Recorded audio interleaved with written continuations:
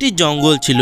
সেই জঙ্গলে একটি আম গাছ এবং একটি বিরাট বড় বট গাছ ছিল। একদিন এক মৌমাছির ঝাঁক এই জঙ্গলে বাসা করতে আসে। তারা বুঝতেই পারছিল না যে কোন গাছটিতে তারা বাসা করবে। তখন রানী মৌমাছি বলে, এই যে শ্রমিক মৌমাছির দল, আমরা এই জঙ্গলেই বাসা বানাবো, তোমরা একটি উপযুক্ত গাছ খোঁজো বাসা বানানোর জন্য। আর তখনই রানী মৌমাছির নজর একটি মস্ত বড় বট গাছের ওপর গিয়ে পড়ে। এই বট গাছটাই মনে হচ্ছে উপযুক্ত হবে আমাদের বাসা বানানোর জন্য, দেখতে খুবই মোটা সোটা বড় মনে হচ্ছে। তার আগে বট গাছের সাথে কথা বলে দেখি সে কি বলে। বট গাছ ভাই, আমরা এখানে আমাদের মৌমাছির দল নিয়ে এখানে একটি বাসা বানাবো, তোমার গাছের একটি শাখায় আমরা ব্যবহার করব। বট গাছকে কেউ বিরক্ত করুক এটি সে কিছুতেই পছন্দ করতো না। সে অহংকারের কারণে বলে, যাও এখান থেকে, আমার কাছে তোমার সাথে কথা বলার সময় নেই। এই জঙ্গলে আরো অনেক গাছ আছে, তুমি ওদের কাছে যাও তো বাবা। তোমার এই গুনগুনানিও আমার একদমই পছন্দ হয় না, তুমি এখান থেকে এখন যাও। আর কিছু দূরে থাকা সেই আম গাছটি তাদের কথোপকথনগুলো শুনতে পায়। আর তখন সে বলে, আরে বট ভাই, তুমি এমন করছো কেন? মৌমাছিরা তো তোমার একটি শাখায় ব্যবহার করবে, তুমি এমন করলে কি করে হয় বলো তো? আর তখন বট গাছ বলে, আমার গাছ আমি বুঝবো আমি কাকে বাসা বানাতে দেব কি দেব না।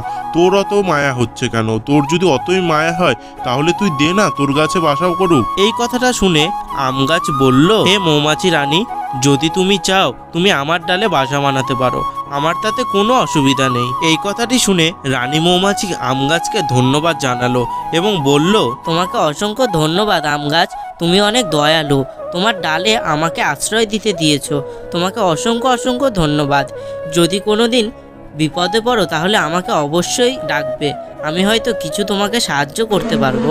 এই কথাটি বলে রানী মৌমাছি তার শ্রমিকদের সাথে আম গাছের ডালে একটি বাসা বানিয়ে ফেললো। এর কিছুদিন পর জঙ্গলে দেখার জন্য সে জঙ্গলে এত মোটা মোটা গাছ দেখে খুবই আনন্দিত হয়ে পড়ল। এই জঙ্গলে তো অনেক মোটা মোটা গাছ, এই গাছগুলি কেটে আমি শহরে বিক্রি করলে অনেক টাকা পয়সা পাবো।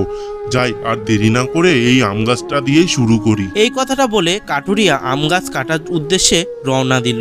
আর কাঠুরিয়া যেই না আম গাছের কাছে গেল তখন সে দেখলো বিরাট এক মৌমাছির বাসা। আর সে বলল, আরে বাপরে, এখানে তো মস্ত বড় মৌমাছির বাসা করেছে। বাবা, দরকার নেই এদের রাগিয়ে, আমি যাই বরং অন্য গাছ কাটিগা, এই গাছ আমার কাজেও লাগবে না।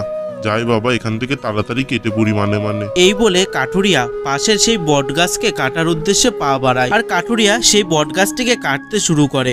আর তখন বট গাছ খুবই কান্নাকাটি করতে থাকে আর বলে, আমাকে কেটো না, আমার খুব ব্যথা করছে, আমাকে ছেড়ে দাও প্লিজ, আমাকে কেটো না।